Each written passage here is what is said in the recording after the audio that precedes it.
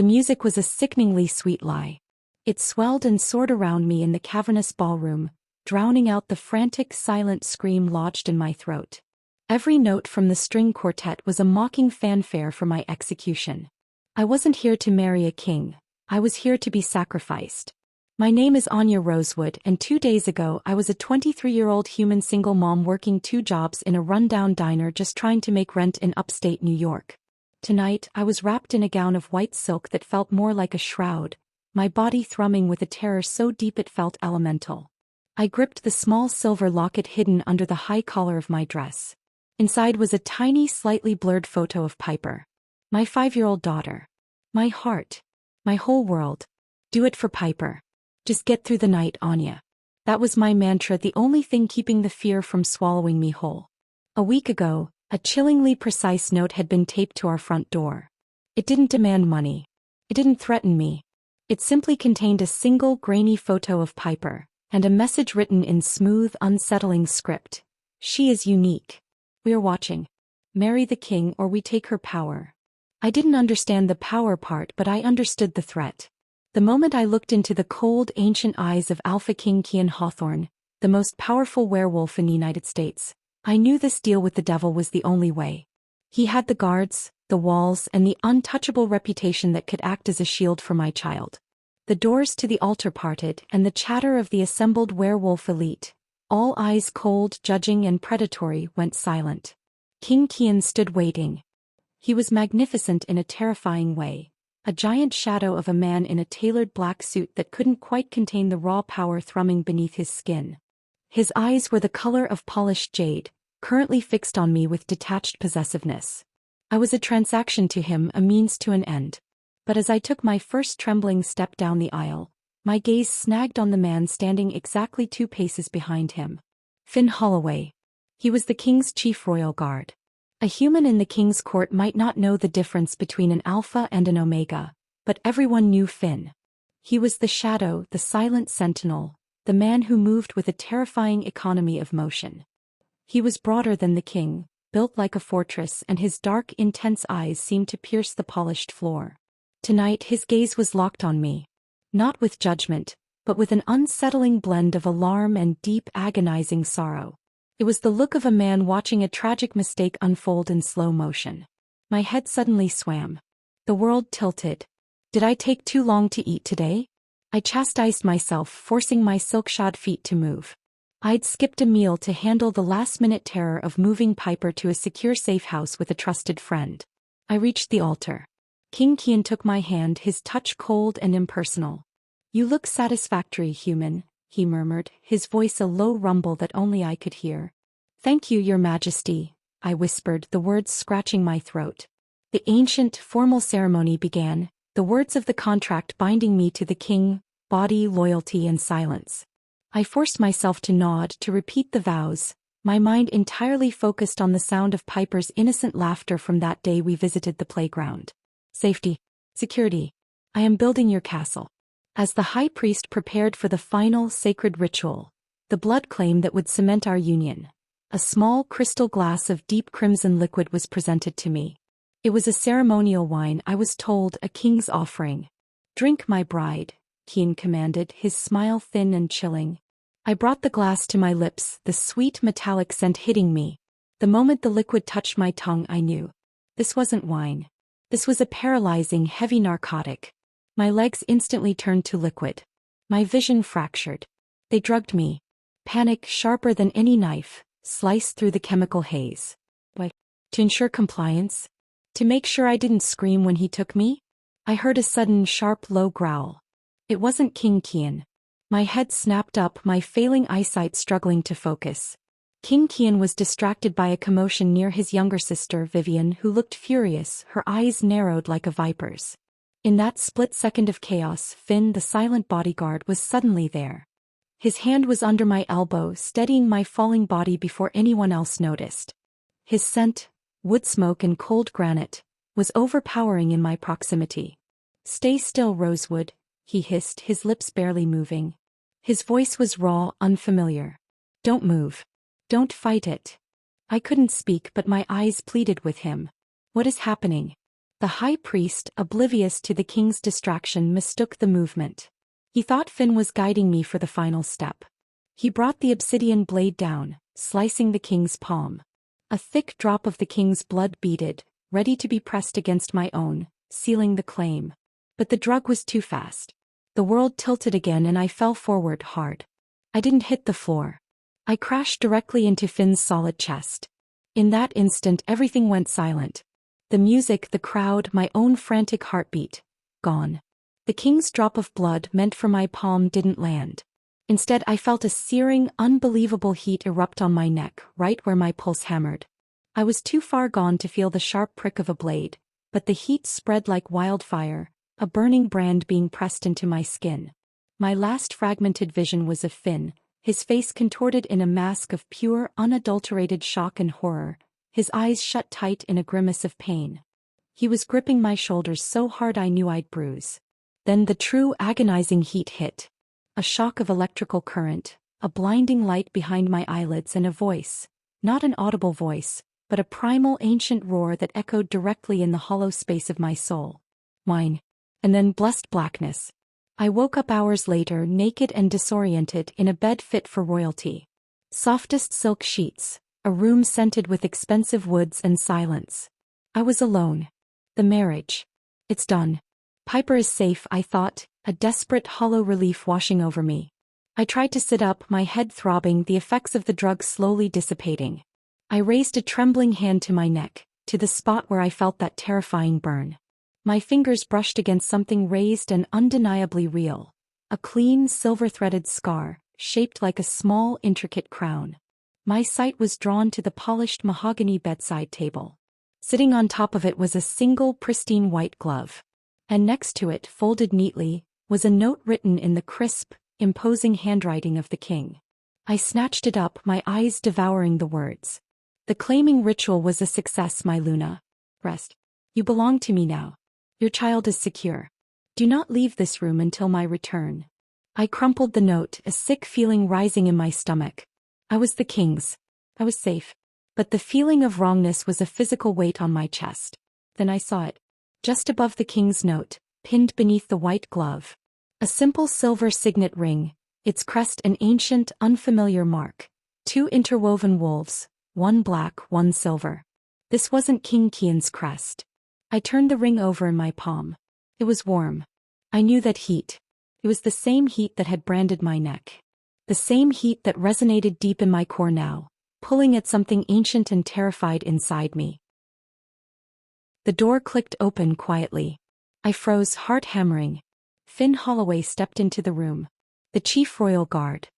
He was stripped down to a simple black undershirt and trousers, his body radiating a palpable tension.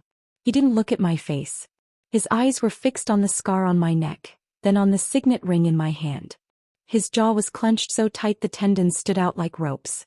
You should have left that, he growled, his voice a low, rough rumble, not the controlled professional tone I'd heard yesterday. He took one step closer and I instinctively flinched away. His eyes finally snapped up to mine. They weren't sorrowful anymore. They were tortured. He raised his own hand, pulling the sleeve of his undershirt to reveal a forearm corded with muscle. There, etched into his dark skin, was the exact mirror of the crown mark I now bore. The king believes he completed the mating ritual, Finn said, his voice laced with venom directed at himself. He swallowed hard, his eyes dropping back to my neck. The drugs. The chaos. The timing. It was perfect for a mistake. The king's sister, Vivian, was plotting something with that wine to control you, but it only led to this. He let out a shaky breath, the sound of a man facing the ultimate disaster. I tried to stop it, Anya. I pulled you in, trying to block the priest from using the blade, but the force of your fall, I couldn't stop it. He didn't need to finish. I finally understood the terror radiating off him. You didn't marry the king, he whispered, stepping forward until he stood over me. His wood smoke scent was so overwhelming now, so comforting and yet so terrifyingly intimate. He dropped to his knees beside the bed, his head bowing low in a gesture of absolute agonizing deference. The bond chose you and my blood completed the claim, he whispered, his voice catching. You woke up mated to me. Thank you so much for joining us on Anya's journey. Please take a second to comment where you are watching from and how the weather is there today. Backhand index pointing down. Don't forget to like and subscribe and turn on the notification bell so you don't miss our next interesting story. The weight of Finn's signet ring in my palm felt heavier than the king's crown. It was tangible proof of a cosmic error, a cruel trick of fate, and the very thing that could get us both killed. He was still kneeling, his strong shoulders shaking with suppressed fury and dread. The air between us was thick and humming, charged with the raw electrical energy of a fresh bond.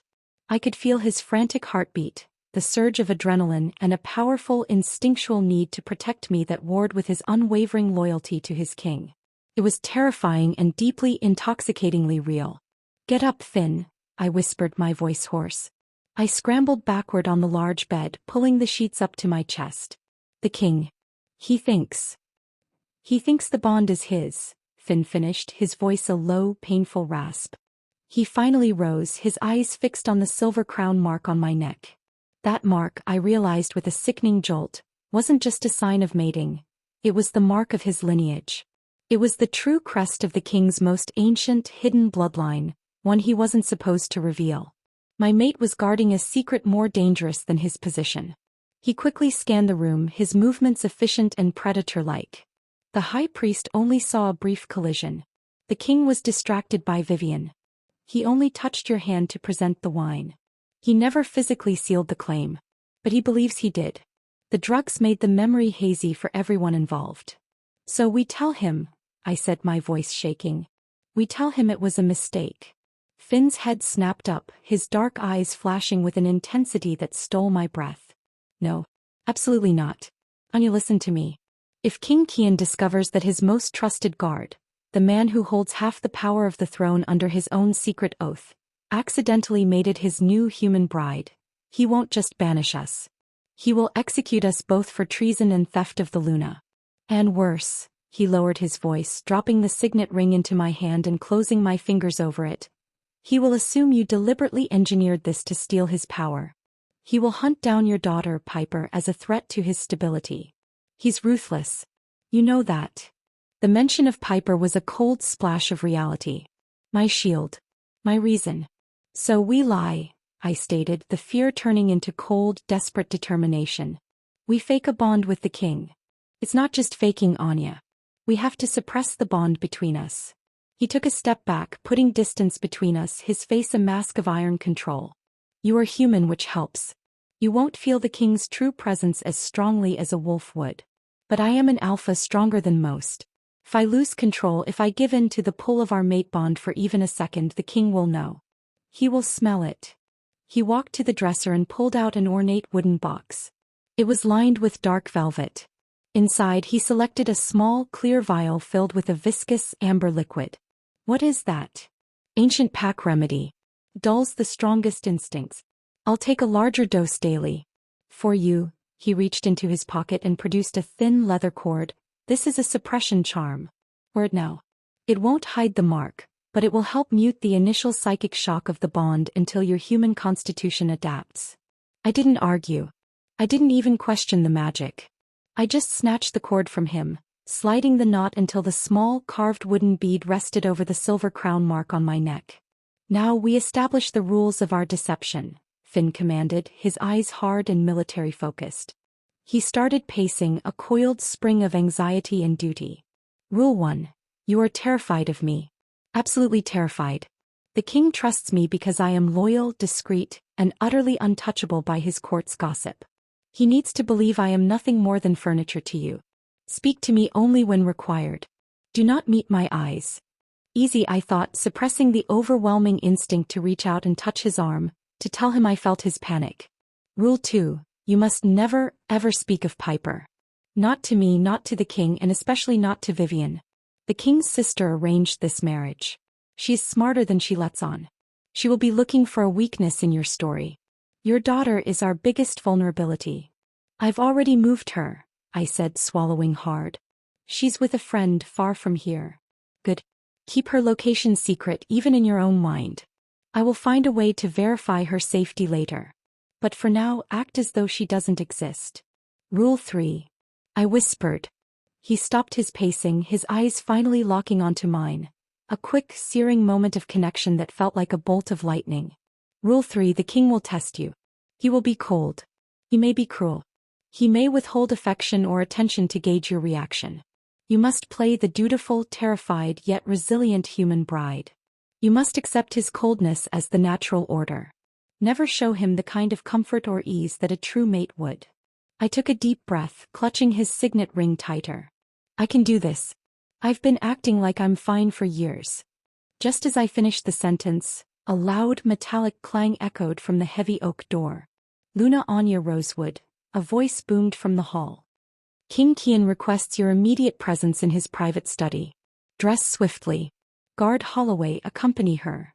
Finn moved instantly, pouring the amber liquid into a small dark glass. He downed it in a single gulp, his face momentarily contorting in distaste. It begins, he stated, his voice now flat, professional and devoid of all emotion. The terrifying, beautiful connection was already starting to fade, replaced by a wall of granite. He grabbed a crisp ceremonial tunic from the wardrobe and slipped it on. He was the chief guard again, utterly impassive. You have 5 minutes to compose yourself. If I detect any sign of our bond, any hint of familiarity, I will be the one to report it. Do you understand? He warned, his voice low and dangerous. I nodded, scrambling off the bed to find a gown. I met his eyes one last time, forcing my expression into one of guarded, wary respect, the look a human should give a powerful wolf.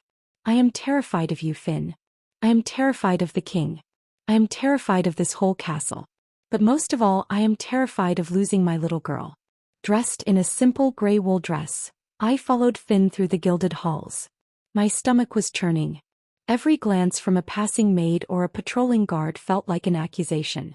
We stopped outside a heavy, steel-reinforced door marked with the king's crest. Finn knocked once. A short, precise rap. Enter, guard, the king's voice commanded. Finn opened the door, stepping aside immediately. Your Majesty, Luna Anya. The king's study was immense, lined with dark wood and centuries of leather-bound books. King Kian sat behind a massive desk, his body relaxed but his eyes sharp and assessing. Opposite him, perched on the edge of a velvet chair, was his sister, Vivian Hawthorne. She was stunningly beautiful, with the king's jade eyes and an air of icy, polished authority.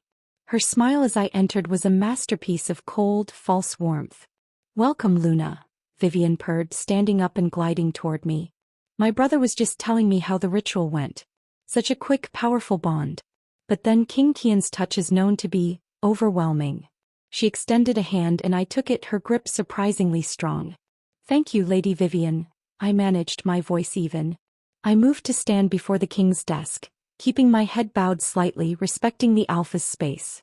I avoided looking at Finn, who took up his position against the wall, perfectly still, a silent statue. Anya, King Kian said, his voice deep and slightly weary. You are our Luna now. Your primary duty is to the pack and specifically, to providing the pack with an heir. But before that we must address the matter of your past. He leaned back, picking up a single large photograph that had been lying face down on his desk. My breath hitched. It was a picture of Piper. She was smiling broadly, missing a front tooth, her small arms wrapped around a scruffy stuffed dog. Tell me about the child, the king commanded. My heart hammered against my ribs, instantly overwhelming the dampening charm on my neck. I felt a sudden, fierce spike of terror and aggression erupt from the man behind me, Finn. He was reacting to my distress, to the threat to his hidden child. Control it. I screamed at him telepathically, a raw, panicked thought that bypassed the charm and crashed into his mind. Finn didn't move an inch. He couldn't. But the air around him became colder, heavier, charged with restrained power. I fought to keep my voice steady. Her name is Piper Rosewood. She is 5 years old, Your Majesty. I am her sole guardian. She is human and currently with a trusted caregiver. I assumed you knew the full arrangement as it was part of the contract. We did, Vivian cut in, her smile faltering, her eyes narrowed and flicking between me and Finn, trying to pin down the source of the sudden tension. But King Kian requires reassurance. This is a pack full of wolves. A child with human blood could be seen as a liability. She is not a liability, I said, lifting my chin slightly. She is a child. And she is now under your protection, Your Majesty. That was the price of my hand. The king stared at me, his jade eyes piercing. He was looking for any flicker of true defiance, any sign that I was more than the desperate, compliant human he thought I was. Then the true test came. Very well, Kian said, setting the photo down but not quite covering it. Guard Holloway. Since you have sworn your life to the protection of this royal house, you will be assigned the specific personal security of the Luna's child. You will retrieve Piper and install her in the West Wing nursery where she will remain. You will not leave her side unless commanded. Do you accept this duty? I gasped, not out loud but an internal shock that stole my air. He's giving Finn access to my daughter. He's testing his loyalty. I felt Finn's internal struggle as though it were my own. The intense animal desire to be near his child, warring with the immense life-threatening risk of being alone with us both. Finn's response was immediate and utterly flawless. It will be my honor, Your Majesty, Finn stated, his voice a low, emotionless drone. He didn't even glance at me. The child will be secured and her human blood will be of no threat to the pack. I give you my word. The king watched him for a long, grueling moment, then gave a sharp nod. Good. You are dismissed to begin your new duty. Luna, stay. Finn turned, walking with military precision toward the door. As he passed, I felt a faint, ghosting pressure on my mind, a residual flicker of the bond. He's safe. I will find her now. His thought was a promise, a lifeline thrown across a chasm. The door closed, leaving me alone with the Alpha King and his calculating sister. The moment Finn was gone, the air felt thin and suffocating. Now Luna, King Kian said, his gaze fixed on my neck where the charm was hidden. Let's discuss how quickly you can conceive an heir. I knew then that the deception had only just begun, and the stakes for my child, now solely in the care of my forbidden mate, had just become lethally high. The air in the king's study was so thick with unspoken demands it was hard to breathe. With Finn gone to retrieve Piper, I was stranded in the lion's den, facing the Alpha King and his calculating sister alone. Conceive an heir quickly? I repeated, my voice steady despite the tremor in my hands. I clasped them tightly behind my back. Your Majesty, I am human. I understand the importance of succession, but I cannot guarantee speed. King Kian gave a dismissive flick of his hand. Your biology is irrelevant. The Luna position is ceremonial, but the breeding is paramount. A strong alpha heir must be secured within the year. It will unite the fractured packs under my claim and silence the whispers that I am too focused on the human world. He stood up, towering over the massive desk. He didn't approach me, but his presence was a physical weight. You're terrified, Anya. Good. Fear is a loyal servant. You have nothing to worry about as long as you remain compliant, silent, and fruitful. Vivian stepped closer, her silk dress rustling like dry leaves. My brother is a busy man, Luna. His time is valuable. He mated you in part because of the strange, unwritten loophole in the ancient laws that required a human bride for some archaic treaty. It was a strategic move, not a romantic one. You will not disrupt his schedule with emotional needs or frivolous demands. She paused, her jade eyes glinting. Do you understand the weight of your new role? You are a vessel for the future of the Hawthorne Pack. Nothing more. I understand completely, I confirmed, focusing on the simple truth of her words. I was not the king's mate. I didn't owe him any wifely affection or obedience beyond the legal contract. My loyalty was reserved for the man who was currently risking his life to protect my daughter. The king finally broke the tense silence. Guard Holloway is utterly reliable. He will ensure your daughter is secured. You will not worry about her safety. She is my leverage and I guard my assets carefully. He guards his assets.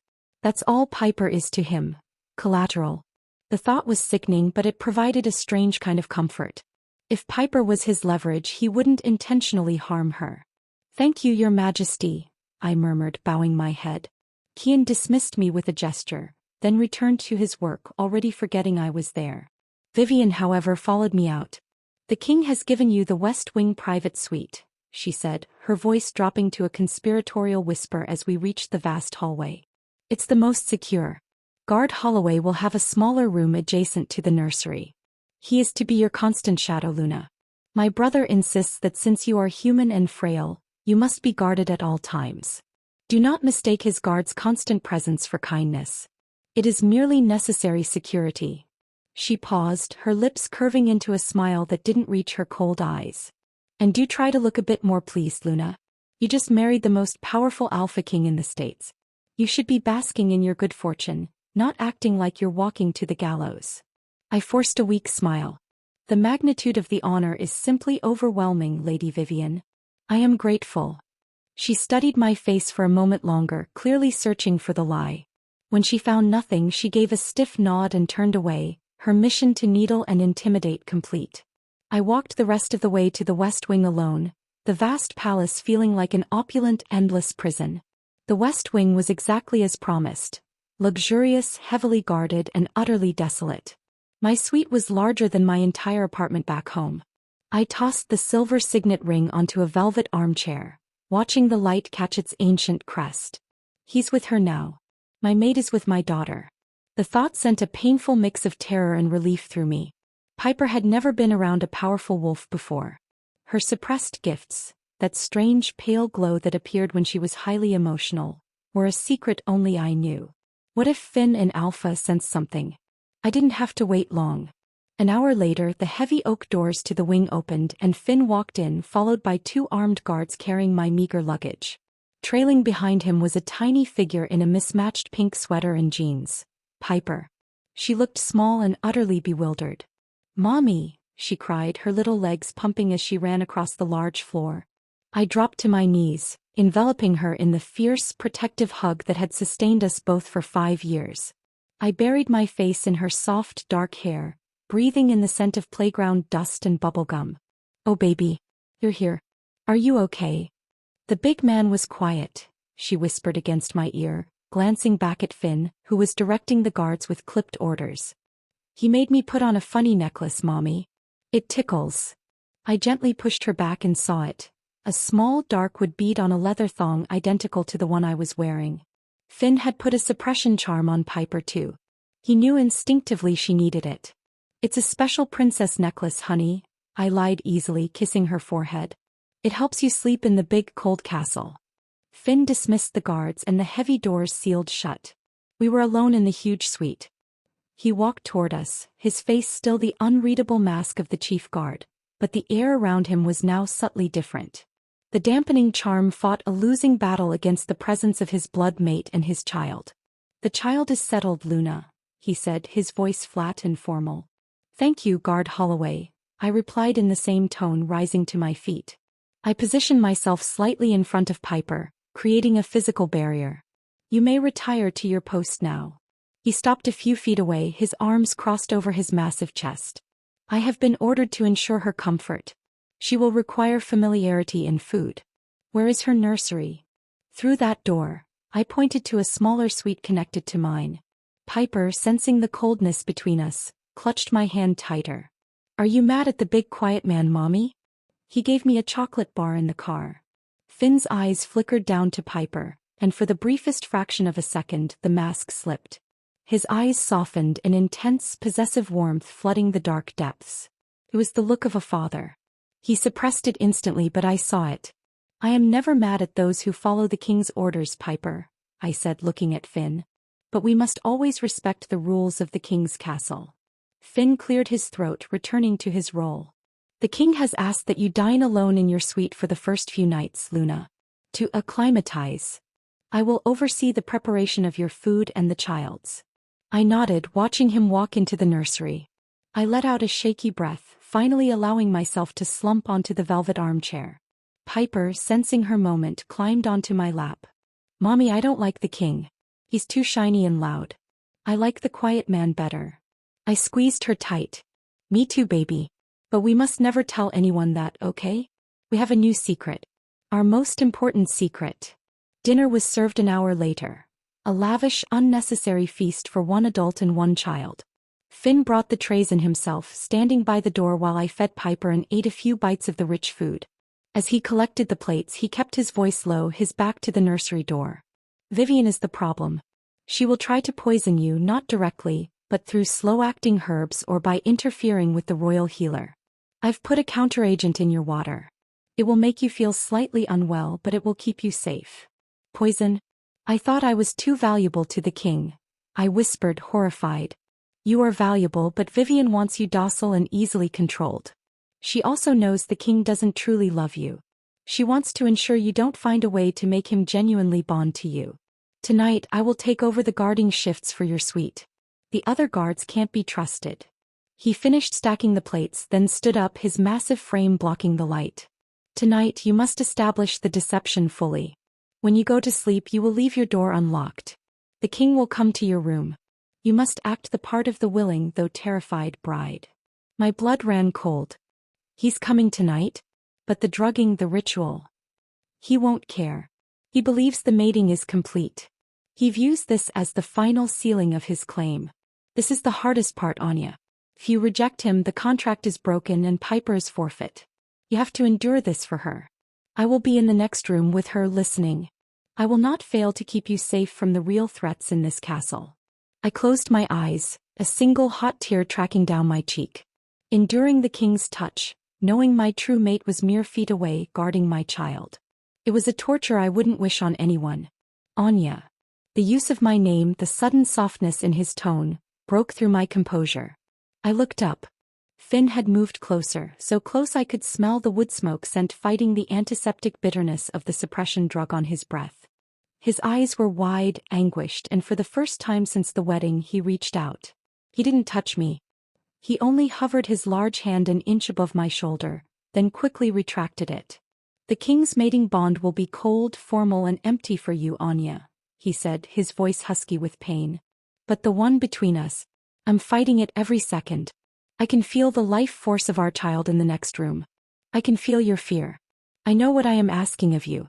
I swear, I will find a way to undo this claim without forfeiting your daughter. Just survive tonight. Just endure his touch, and know that your mate is keeping the most precious thing in the world safe for you. He was gone before I could respond, leaving me alone in the silence. I tucked Piper into the massive bed in the nursery and returned to my room, locking the nursery door behind me, a small, pathetic act of defiance. I sat on the cold sheets, waiting for the heavy footsteps of the Alpha King. I took the small wooden bead charm off my neck and clutched it. Come on, Finn. Be strong. Guard our child. The click of the latch on the main door was startlingly loud. King Kian had arrived. I quickly replaced the charm over the mating mark and lay down, closing my eyes, ready to play the role of the king's terrified human Luna. The role of the queen who slept with her king, but was truly mated to her silent keeper in the next room. The door to my suite closed with a definitive chilling thud. I didn't move. My eyes were tightly shut, my breathing shallow. Every sense was hyper-alert, straining to filter the king's presence from the muffled sounds of Piper sleeping peacefully in the next room, and the silent, agonizing tension of Finn standing guard outside the nursery door. The scent of the king hit me first. A cold, sterile smell of leather, ozone, and power. It was the scent of a force of nature that had been tamed and suited, but was wild beneath the surface. He was taking his time assessing the room and most importantly assessing me. I could feel the pressure of his gaze on my back. It felt heavy and proprietary, confirming that I was indeed just another asset he'd purchased and installed. I focused my entire being on the tiny wooden charm resting over the mating mark on my neck, begging it to work, to suppress the true bond that was screaming silently for the presence of Finn. A true mate bond, even between species, was supposed to be a warm, undeniable surge of rightness. I felt none of that from King Kian. Only a profound, terrifying emptiness. He finally moved, the soft sound of his expensive shoes barely audible on the plush carpet as he approached the bed. He stopped right beside me. "Open your eyes, Luna," the king commanded, his voice a low, gravelly whisper that held no warmth. I obeyed instantly, my gray eyes wide and fixed on his face. He was even more imposing up close, his jawline sharp, his jade eyes cold and assessing. "Are you compliant?" he asked. "Yes, your majesty," I managed, my throat dry. He didn't need to ask if I was terrified. It was radiating off me in waves, and in his world, fear from a subordinate was a mark of respect and control. He seemed pleased. He sat on the edge of the bed, the mattress dipping heavily beneath his weight. His presence was overwhelming. He didn't touch me immediately. He simply observed, his gaze traveling from my eyes, down the line of my throat where the charm was hidden, and then across my body. "You understand the terms, Anya," he said, emphasizing my name as though tasting something foreign. You carry my heir. You exist here to provide the pack with stability. You will be safe and the child you brought with you will be protected, as long as my rules are followed. Disobedience is not tolerated. Attempts to flee will result in the forfeiture of your daughter's life. It was the most direct threat yet, delivered with clinical calm. It ripped through my composure. My eyes welled up not in fear of him but in fierce, animalistic terror for Piper. I hate him. I hate him for daring to use her as a threat. Suddenly the cold air in the room seemed to crackle. I felt a subtle, powerful shift in the room next door. It was Finn reacting to the king's threat. He was a sentinel, his emotions spilling over the dampening field because the king had explicitly endangered his mate's child. Come. I mentally screamed toward the nursery door. Don't move, Finn. King Kian tilted his head slightly, his gaze sharpening. He noticed the sudden sharp tension in the air, the faint hiss of suppressed alpha power. The air is heavy, he murmured, his eyes narrowing. My guards are too jumpy tonight. Guard Holloway must be tired. He needs to remember his place. He leaned closer, his voice dropping to a dangerous level. A king's Luna must learn to control her emotions, Anya. Your fear is disrupting the peace of the palace. Control it or I will remove the source of your anxiety. He meant Piper. I forced the tears back, swallowing the fear, replacing it with the granite determination I'd built over years of struggling alone. I looked at him, not defiant but utterly resigned. I apologize, Your Majesty, I whispered. I will learn to control my feelings. I will be worthy of the king's protection. My compliance seemed to satisfy him. He gave a sharp, almost satisfied exhale. Finally he reached out. His hand was large, warm and possessive as it brushed the side of my neck, just below the charm. The absence of the true mate spark was a yawning void. There was no connection, no resonance, just a cold, demanding physical presence. Good, he said, his eyes darkening with a primal, non-personal intent. Now fulfill your duty, Luna. The moments that followed were a blur of sterile, emotionally vacant intimacy. I endured his touch, his kiss, his cold claim, shutting my mind down completely. I detached myself, focusing only on the rhythm of my breath and the constant, silent prayer for the little girl sleeping safely with her true protector in the room next door. The silence from the nursery was the only thing that anchored me to reality. I knew Finn was fighting his own instincts, battling the primal need to crash through the wall, to tear the false alpha from his mate. He was fighting for his king, fighting for his duty, but most powerfully fighting for Piper's safety. His silence was the loudest declaration of love and sacrifice I had ever known. It felt like an eternity, but it was over quickly. The king was efficient, dominating, and entirely self-interested. He rose from the bed, his demeanor unchanged, his uniform now slightly rumpled. He was satisfied that he had established his ownership. Rest, Luna, he commanded, pulling his jacket straight. You will join me for the morning meal. Do not disappoint me with any sign of weakness in court. He didn't kiss me goodbye. He didn't offer a word of comfort. He simply left, the door clicking shut behind him. The moment he was gone, I curled into a ball, shaking uncontrollably, the tears finally bursting free. The shame, the terror, the violation. It washed over me. No, I can't break down. I fought the sob rising in my chest. I had to clean up, to breathe, to be ready for the morning. I was the king's Luna now, and I had to play the part perfectly. A soft, controlled knock came at the nursery door. Luna. Finn's voice, low and strained, barely audible. Are you well? I couldn't speak, the tears clogging my throat. I stumbled toward the connecting door and unlocked it. Finn stood there, his face ashen, his uniform immaculate, but his eyes were bloodshot and tormented. He was clearly still under the powerful effect of the suppression drug, but his rigid composure was barely holding. He took one look at my face and the control snapped. He crossed the room in 2 strides, his large hands finding my shoulders. He didn't hug me, he didn't kiss me, he didn't dare compromise our security. Instead he just held me, his hands anchors on my shaking body, while he pressed his forehead against mine. Anya. I'm so sorry. I heard him. I heard everything. He breathed, the words rasping in his throat. His wood smoke scent, now mingled with the sharp tang of his anxiety and adrenaline, was overwhelming. It was the scent of my home. The true mate bond roared to life, fighting past the charms, and a wave of pure white-hot comfort, relief and fierce protection flooded my senses. Piper is asleep. She's fine, he whispered urgently. She was never alone. I was there. I heard him threaten her and I almost shifted. I know, I choked out, wrapping my arms around his waist beneath his jacket, needing the solid reality of him. I felt you. You have to be stronger, Finn. For her. For our safety. He pulled back, his eyes searching mine. The mate bond connection was so strong, so raw, that it was a miracle the palace wasn't vibrating with it. He left his mark on you, he said, his voice laced with venom. He meant the emotional mark, the psychological damage of the cold claim. He believes he has, I countered, running a finger over the wooden bead covering Finn's own mark. But the claim is empty. You're my mate, Finn. He is just the king. He lowered his head and finally, impossibly, broke the rules. He pressed his lips to my forehead, just a fraction of a second, a gentle, reverent touch that spoke volumes of respect and ownership. It was nothing like the king's demanding kiss. It was the kiss of a silent keeper confirming his sacred oath. I am your mate. I will never forget that, he promised. Now clean up. I've requested a special brew from the kitchen. A strong elixir for humans under stress. It will help your control for the morning meal. We have to face Vivian now. He handed me a small, ornate, sealed bottle. This is from me. Safe. It will not only calm your system but also subtly dampen the human scent of distress, which Vivian will try to exploit.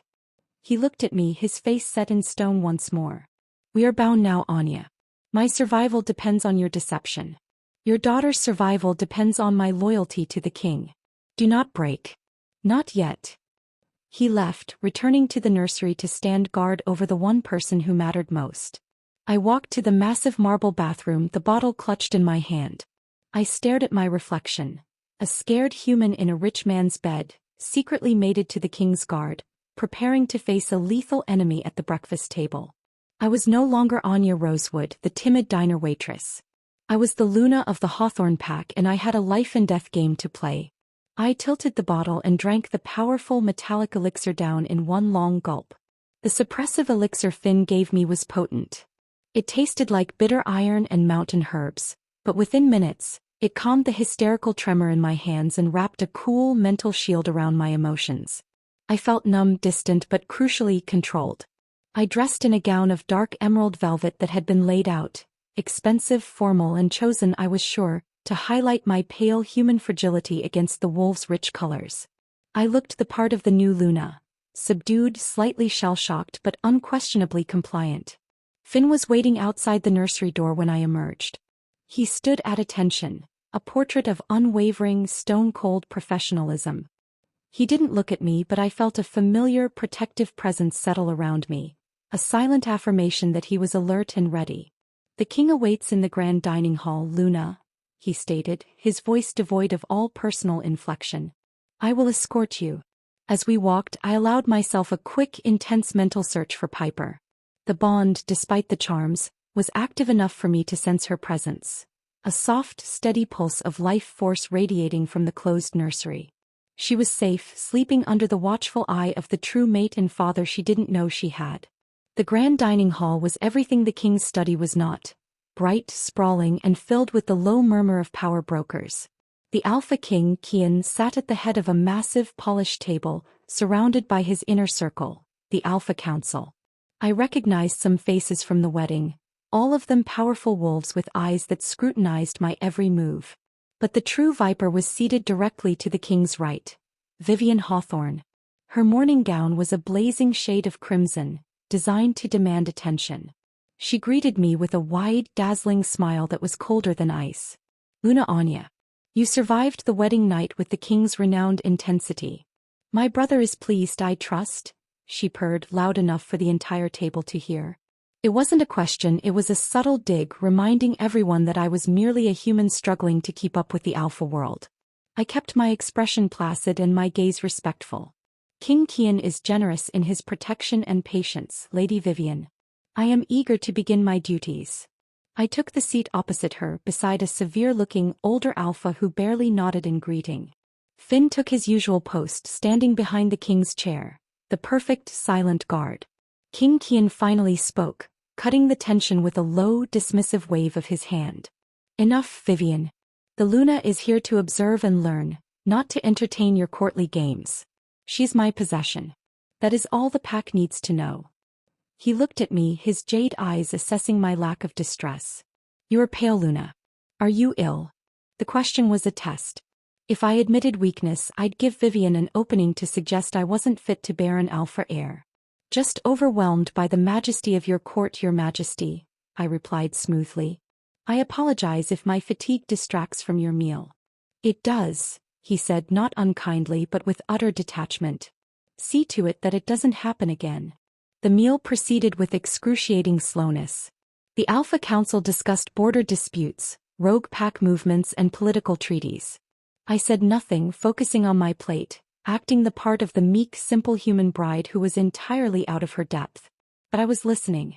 I learned that the king was facing a growing challenge from a smaller, powerful rogue alpha pack that had been moving into the eastern territories, and that the marriage to a human had been a political move to appease an ancient treaty that promised peace and prosperity under a bride untouched by wolf blood. Vivian, meanwhile, was relentless.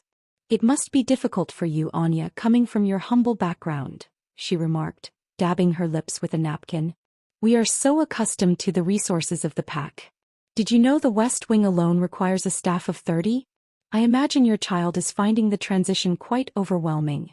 She was probing, looking for any sign that Piper was struggling, any sign that my daughter was a weakness. I chose my words carefully, maintaining the facade that my loyalty was only to the king's protection, not to Finn. Piper is adapting well, Lady Vivian. Guard Holloway is proving to be a highly capable and attentive protector. The king's choice of guard for her was impeccable.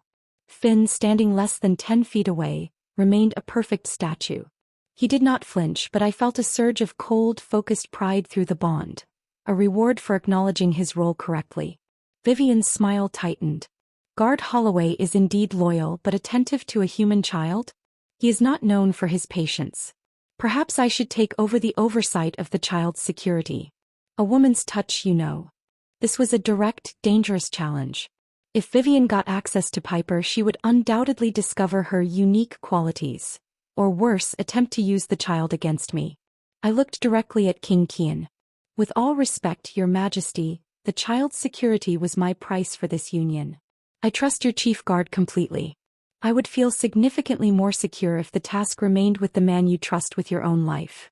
It was a risky move, appealing directly to the king's ego and his supreme trust in Finn.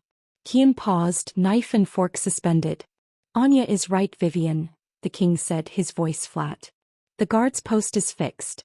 Do not interfere with the assets I've placed under his care. He's my chief guard. His loyalties are unquestionable. Vivian's face flushed with poorly suppressed fury. He gave me a look of pure hatred. In that moment the rivalry was sealed. She knew I had won this small, crucial battle. The rest of the day was a blur of tedious, formal introductions. Finn remained my shadow, silent and imposing, allowing me no real privacy, but providing the only security I had. When we finally returned to the West Wing late that afternoon, I sank onto the sofa, exhausted.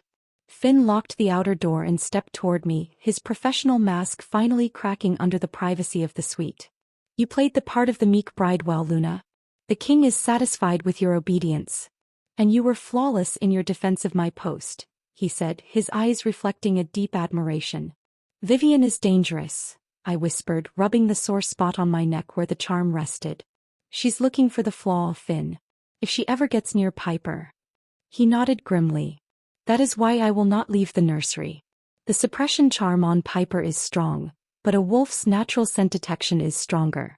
If she uses her unique glow, even a little, the wrong person will notice. He sat opposite me, leaning forward, finally allowing us a moment of connection. I need to tell you what I've learned, he said, his voice dropping to a low, intense level. Piper is not completely human, Anya. When I put the charm on her, I felt a familiar, ancient spark. I believe her human father was not truly human. Perhaps a dormant wolf gene or something else entirely. She carries the scent of a hidden lineage. My blood ran cold. Her father was just a college student. He left right after I told him I was pregnant. I never knew anything supernatural about him. It's possible he didn't know either. But the key is that she is protected by the king's order for my loyalty, and she is secured by my bond with you. The king has effectively put his own heir in the custody of his bodyguard. Finn's lips curved into a bitter, self-deprecating half-smile. It's ironic. He believes he controls everything. But the king will want an heir soon, I said, looking away. How long can we maintain this deception? How long until he realizes the mate bond between us is the only real one? Finn leaned closer, his dark eyes intense. He won't realize it as long as I take the dosage and you maintain your distance. The king's touch is cold. He won't recognize the lack of a true bond because he's never experienced one. He believes alpha power alone is enough to claim a Luna. He paused, then added, but we have a problem. Your scent. Every Luna, when claimed, carries the scent of her true mate, the dominant alpha scent. I have to mask it. And I have to do it without him noticing. He took a slow, deliberate breath, his gaze locked on mine. From now on, I have to be the one to apply the suppression bomb to your skin daily. It is a necessary physical contact, but we must treat it as a sterile, professional duty. If the king or Vivian were to walk in, it must look like a guard performing a required hygiene ritual. It was another high-stakes demand. Daily, intimate contact with the one man I had to deny. The man who made my soul hum with recognition. When? I whispered. Now, Finn said, rising to his feet and walking to the private bath. He returned with a small silver tin containing a thick, earthy-scented balm. He kept his expression rigid, professional, but his knuckles were white where he gripped the tin. Take off your gown, Luna. Keep your back to me. This is simply a military necessity. I stood slowly, the heavy emerald velvet pooling at my feet. I was left in only my sheer silk slip. My breath hitched, not from fear but from the raw tension of this forbidden intimacy. I turned my back to him, facing the large, arched window overlooking the king's sprawling grounds. I focused on the distant forest, on anything but the warmth of his body now standing directly behind me. Finn unscrewed the tin. The scent of the balm, a mix of dirt and ozone, filled the air. He placed his left hand, gloved, firmly on my shoulder, a necessary anchor. Then with his bare right hand he dipped 2 fingers into the balm. The moment his fingers touched the skin of my back, tracing the delicate curve of my spine, I gasped. The balm was icy, but the hand applying it was hot, powerful, and utterly familiar. He worked slowly, methodically, rubbing the balm into my neck, my shoulders, and the length of my back. It was meant to be purely physical, a duty. But with every stroke the mate bond roared back to life, flooding my senses with overwhelming security, heat, and belonging. His touch was a desperate declaration. I will not break, Anya, he whispered, his mouth close to my ear, his voice ragged with internal strain. I am your shadow. You are my light. Survive this day and the next. I will find the truth about your daughter and a way to break this contract without losing her. I swear it. His fingers traced the line of my lower spine one last time, a touch that was both intimate and agonizingly restrained before he was gone. I stood there, trembling, the scent of the masking balm and the deep, possessive wood smoke of my true mate clinging to my skin. I was the king's Luna, covered in the scent of his guard, and every day forward would be a battle fought in silence and secrecy. The daily ritual of the balm application became our secret language, a desperate anchor in the treacherous current of court life. Every evening, Finn's touch was a silent reassurance, a reminder that the king's claim was a lie and that the bond humming beneath the surface was real. A few days melted into a week. I had settled into my role as the silent, compliant Luna. I moved through the palace like a ghost, always flanked by Finn, absorbing the details of the pack's inner workings. I learned that the fear of the rogue alpha pack was not just a border issue. It was a matter of legitimacy. The king's rule was being subtly challenged. My primary focus remained on Piper, who was adjusting with unnerving silence. She was deeply attached to Finn, whom she still called the quiet man. One afternoon, Finn brought Piper into the study adjoining my suite. She was clutching a drawing, a picture of a little girl surrounded by 2 large, dark shapes, one clearly me and the other, a towering stick figure with a small silver crown drawn meticulously on its chest. Mommy, the quiet man said I can stay in the nursery now, but he has to stand guard, Piper said, her brow furrowed. The big loud king is coming back tonight. I knew the king's visits were increasing. He was pressing for an heir, clearly feeling the pressure from his council. Finn waited until Piper was absorbed in a puzzle, then approached me, his gaze fixed on the drawing. "She saw the crown on my uniform today," he whispered, his eyes filled with a familiar mix of pride and fear. "She's recognizing the symbols of my rank. But Anya, the nursery isn't safe for our secrets anymore. I think Vivian is interfering." "Interfering how?" asked, my heart sinking. "The king suddenly demanded I stop overseeing the delivery of Piper's special formula milk. The one I've been adding the neutralizing agent to," Finn explained, his voice grim. "He put Vivian in charge of all nursery provisions. It was a calculated move. She suspects my focus on Piper is too intense. She's looking for a way in," I said, clenching my fists. "She wants access to Piper to find the secret I'm guarding. It's worse than that. Tonight when I checked the crib I found this." Finn reached into his tunic and pulled out a delicate, almost invisible thread of spun silver. It hummed with a subtle, icy magic. "What is that?" "A fey warding thread. A very old, very dark magic," Finn explained, crushing the thread between his fingers. "It wasn't meant to harm Piper. It was meant to test her. Fey magic reacts violently to certain types of hidden lineage, particularly dormant wolf or shifter genes. If Piper had flared, it would have sent a magical signature directly to Vivian." My blood ran cold. The threat from the anonymous note had been right. Something ancient and powerful was watching Piper. "If Vivian is using fey magic, there has to be a reason," I said, pacing. "She's not a fey. She's King Kian's sister." Finn nodded, running a hand through his dark hair in a rare display of stress. "It connects to the real reason you were chosen, Anya. The peace and prosperity clause in the treaty the king mentioned. It's not just a werewolf treaty, it's an ancient fey bargain." He lowered his voice further, leaning in so close his scent was a thick blanket around me. "My family line, the Holloways, were not always guards. We are the silent keepers of the king's secrets. The Hawthorne line made a centuries-old bargain with a powerful exiled fey house. The fey were banished from this territory but left a curse. The Hawthorne Alpha line would eventually fail to produce a successor unless the Alpha King took a mate who was entirely untouched by magic, a pure human. If the king failed to produce an heir with a human Luna, the Fae would return and claim the entire territory. So I'm a magical loophole," I realized, the horror of my situation crystallizing. "Exactly. You were meant to neutralize the curse and secure the succession," Finn confirmed. "But the Fae don't play fair. The bargain included a secondary condition. The pure human bride must be guarded by an alpha with an ancient Fae-touched bloodline, my own. This was a failsafe put in place by the exiled Fae. If the king could have his human Luna, the Fae would make sure that mate was instantly bonded to the keeper, guaranteeing the child would carry Fae blood and giving the Fae house a future claim to the Hawthorne throne through a backdoor heir, our child." My head spun. So the drugging, the chaos, our accidental mating, it wasn't a mistake at all. It was the Fae bargain fulfilling its secondary curse. The king believes the Fae-touched alpha has guarded the pure human. But he doesn't know the Fae-touched alpha claimed the human.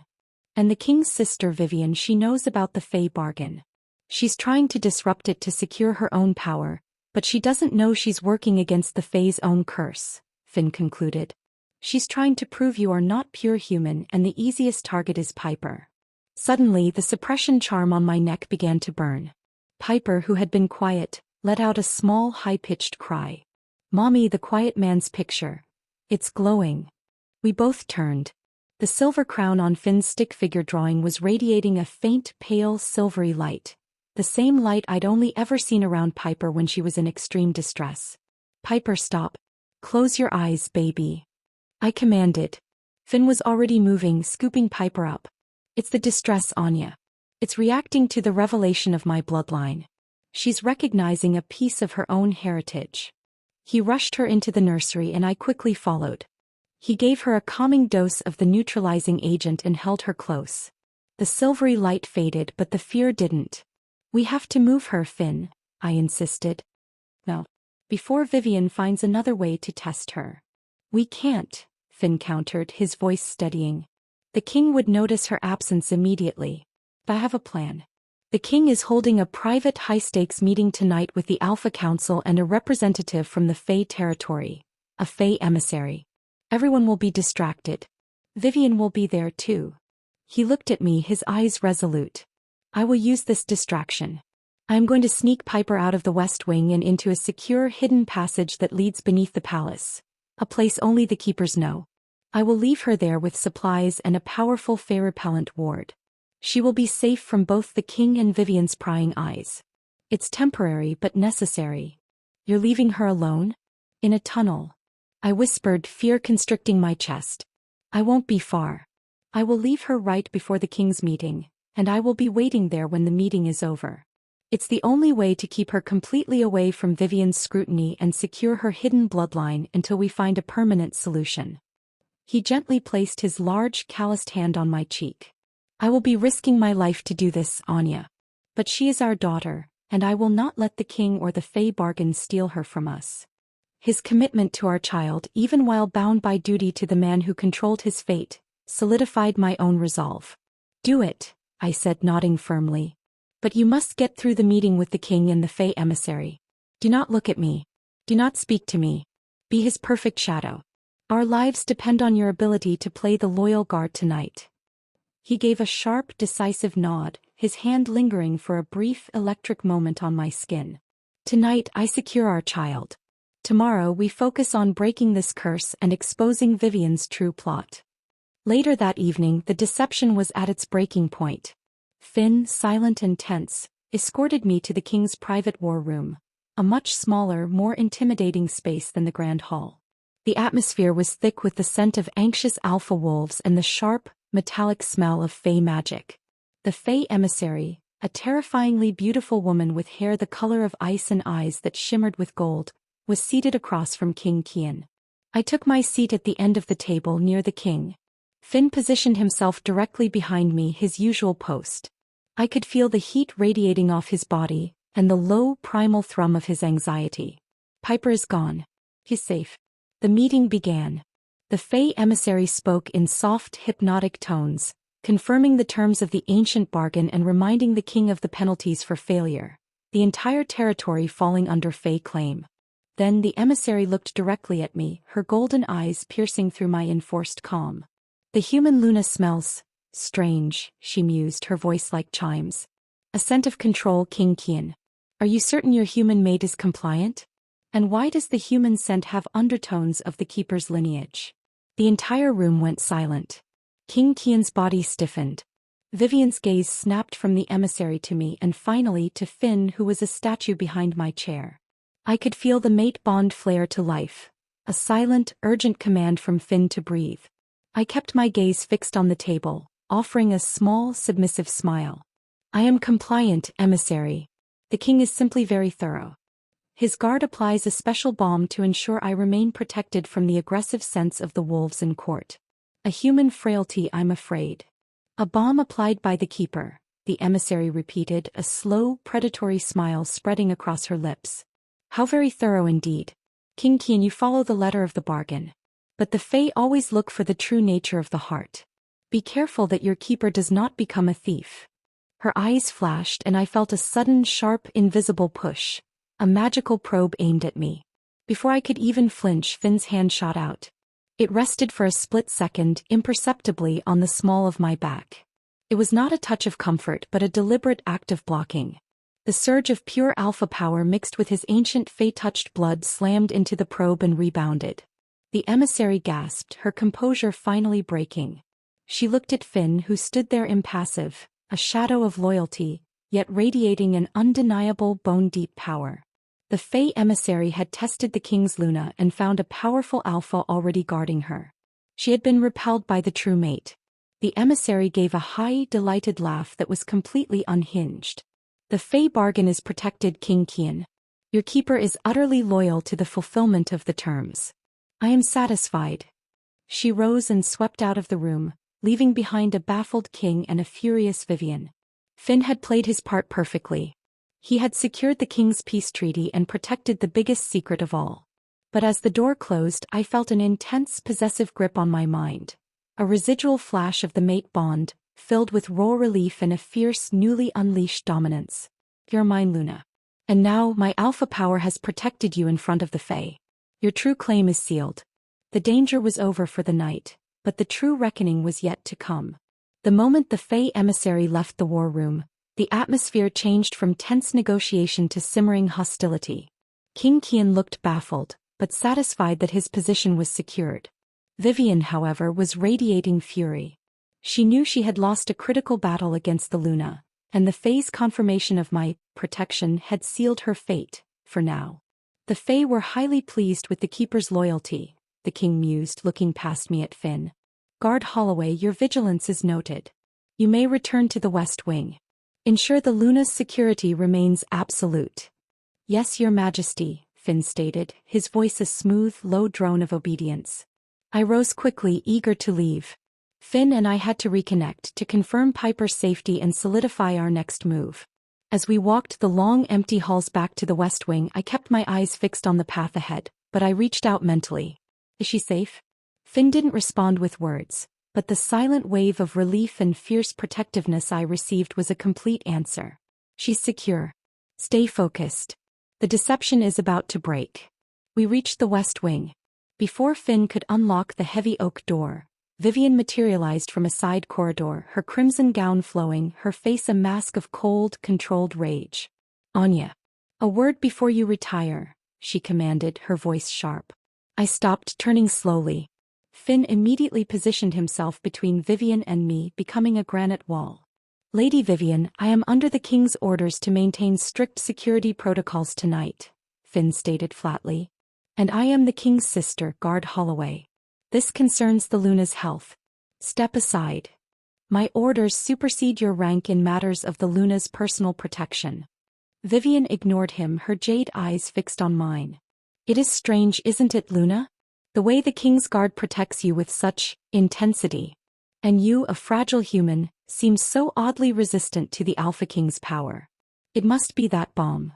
She lunged forward, her hand shooting out like a striking snake, not aiming for my face, but for the charm resting on my neck. Finn moved faster. He caught her wrist in an iron grip, his low growl a shockwave in the silent hallway. Do not touch the Luna, Lady Vivian. His action confirmed everything she suspected. Vivian didn't even try to pull away. Her eyes glittered with predatory triumph. Ah, Guard Holloway. You guard her too well, she hissed, pulling a small crystal vial from her pocket. She shattered it on the floor. A wave of a sharp, musky alpha scent flooded the air, a highly concentrated pheromone that demanded submission. It was a trap.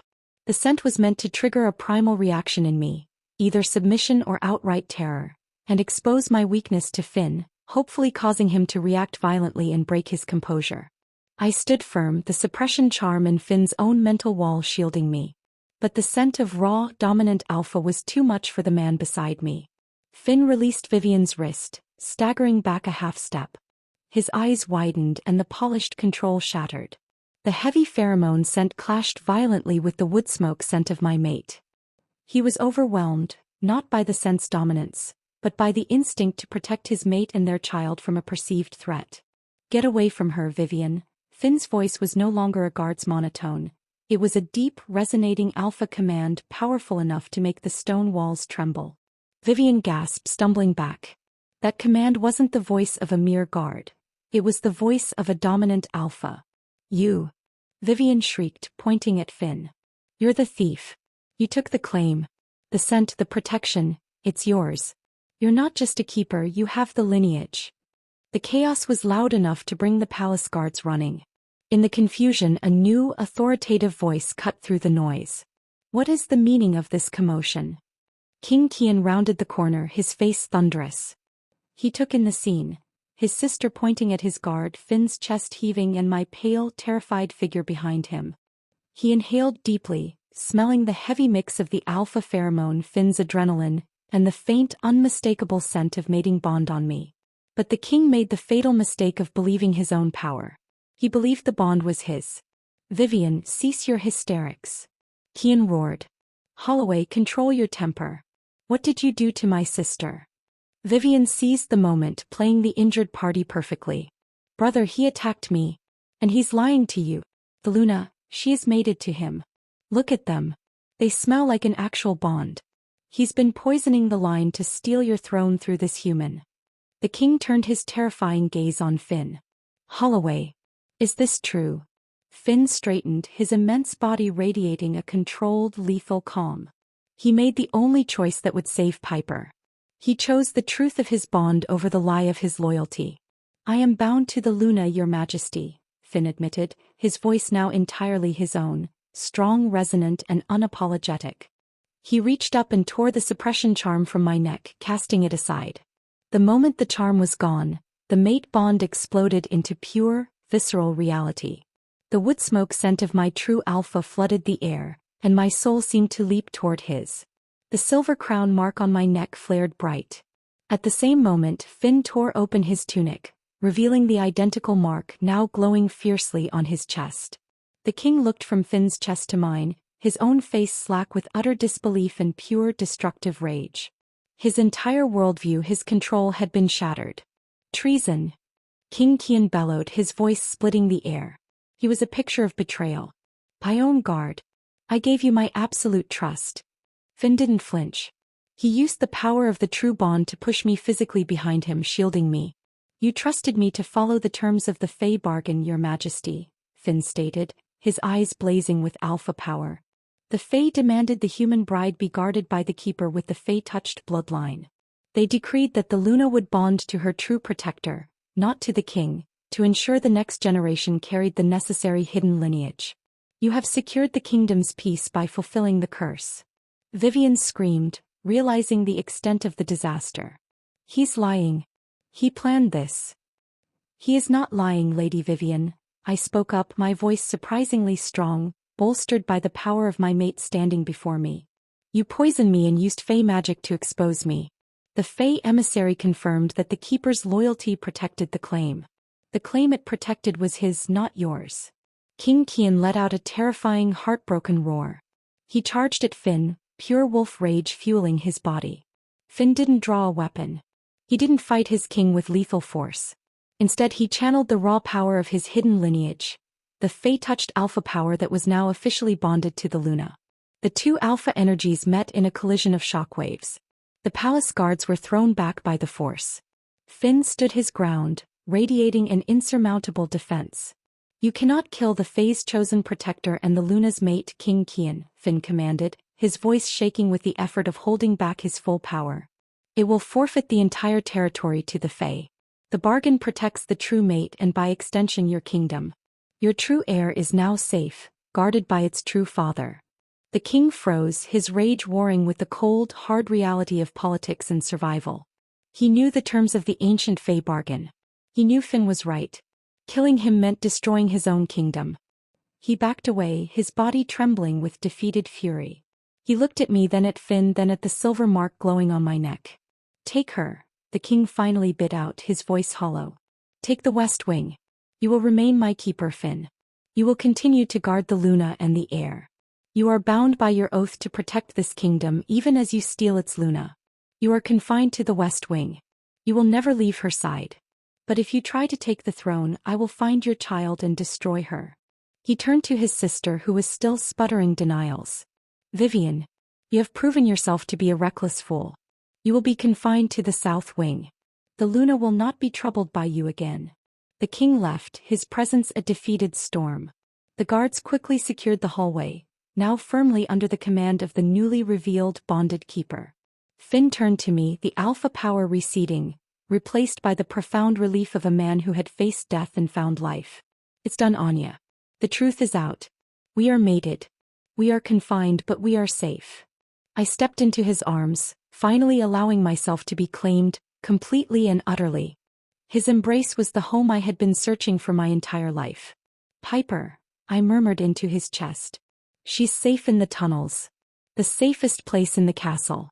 I'll bring her back now, Finn promised, his voice thick with emotion. We survived, Luna. Now we build our future within these walls. 2 weeks later, the West Wing was no longer a prison. It was a sanctuary. King Kian, smart enough to recognize a strategic defeat, had confined us but had not stripped Finn of his title. Finn Holloway, the chief royal guard, was now the official bonded mate of the Luna, and the acknowledged future father of the king's true heir, the heir required by the Fae bargain. The palace had settled into a new, tense normal. Finn still wore his guard's uniform, but now he only wore it for me. Our bond had deepened into an unbreakable, profound connection. I sat in the nursery watching Piper finally sleep soundly in her crib, a wide, peaceful smile on her face. She was no longer pale with anxiety. Her quiet man had become her official, constant shadow, filling the role of a father she never knew she needed.